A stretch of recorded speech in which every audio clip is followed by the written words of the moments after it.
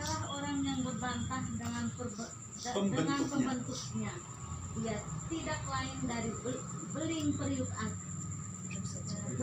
beling periuk saja.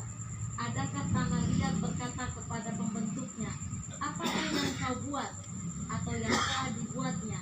Engkau tidak punya tangan. Celakalah orang yang berkata kepada ayahnya, apakah yang kau peranakan, dan kepada ibunya, apa yang kau lahirkan. Lihat itu gila itu. Itu saya ambil dari Bapak Iren tadi. Saya teguhkan. Kalau kita mengerti hari-hari terakhir ini, orang semakin bukan dinyamankan, sedang dibawa seperti Yesaya 53, domba yang sedang dibawa ke dalam pembantaian. Kita sedang dibawa dalam pembantaian. Yesaya 53 katakan. Tetapi kan ada dua tipe domba di situ. Domba yang sedang dibawa ke pembantaian, yaitu kita yang nggak ngerti apa-apa karena dunia ini begitu licik. 3.000 tahun sebelum kita lahir, iblis sudah ada. 4.000 tahun terus kita melawan dia. Mana bisa? Ingat, dia roh dan hanya bisa dikalahkan dengan roh. Itu nggak bisa. Mana mungkin kita katakan bahwasannya sebagai tanah liat berkata kepada pembentuk atau penjunan, apa yang sedang kamu bentuk? Mana mungkin. Yang ada kita dilempar semua ngomong-ngomong apa. Ya kira-kira seperti itu. Dia itu kalau saya baca tadi yang ayat 9, celakalah orang yang berbantah dengan pembentuknya.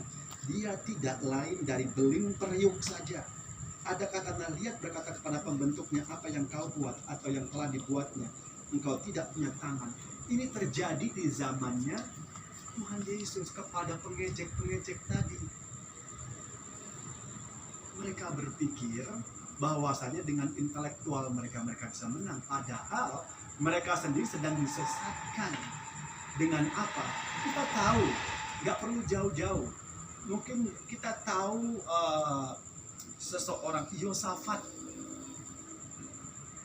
pembicaranya Daud. Lihat, orang yang ke kiri bisa, ke kanan bisa. Begitu Daud mau jatuh, dia pindah ke Absalom. Lihat matinya, sangat mengenaskan. Kita lihat Eli, dia tahu bahwa Allahnya berdaulat atas segalanya. Tapi pada saat anak-anaknya, Hofnia dan Fineas, sudah makan tentang gemuk atau persembahan yang dia berikan kepada Allah, tapi tidak ditegur, mati semua. Dan itu juga terjadi hingga detik ini. Siapa? Bukan Perdana Menteri, Menteri Keuangan Belgia, matinya mengenaskan. Padahal kalau dia bisa bertahan sampai tahun 2024, Mr. Schiffer namanya. Kalau dia bisa bertahan sampai 2024, paling sial dia jadi gubernur. Padahal dia sudah dicalonkan sebagai Perdana Menteri. Tapi apa yang terjadi? Dia bunuh diri. Di tahun pertama 2020 mengenai COVID, dia bilang lawan kita bukan lagi darah dan daging. Lawan kita penghulu-penghulu udara, atau kalau kita kenal sebagai One World Government.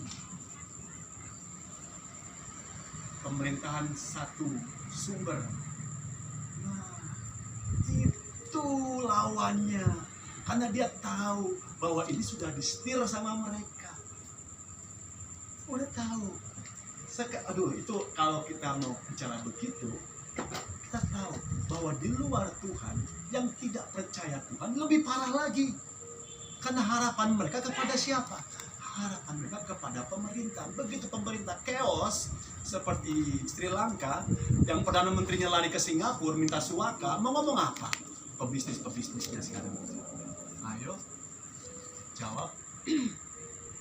Gak ada ketenangan, gak ada kesejahteraan, gak ada sukacita.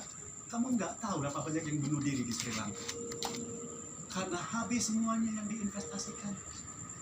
salah satu provinsi pulaunya diambil sama Cina. Mau ngomong apa? Sekarang itu sudah dikatakan oleh Soekarno. Padahal Soekarno sudah belajar dari Injil. Hati-hati dengan kolonial,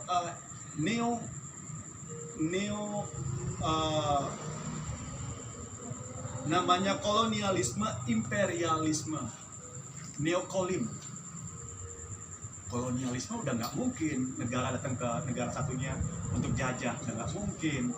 Tapi mereka jajah dari negara mereka dengan pinjaman uang. Kamu dipinjemin. Kalau negara kamu nggak bisa bayar, kan ada provinsi ya, kasih ke kita aja provinsinya, susah benar. Bagi tanahnya buat kita. Itu kan imperialisme. Jadi mereka mengejek akan apa? Akan apa yang sudah dinubuatkan Yesus di Matius 24, di Lukas 19 dan 20. Itu semua kan nubuatan Yesus.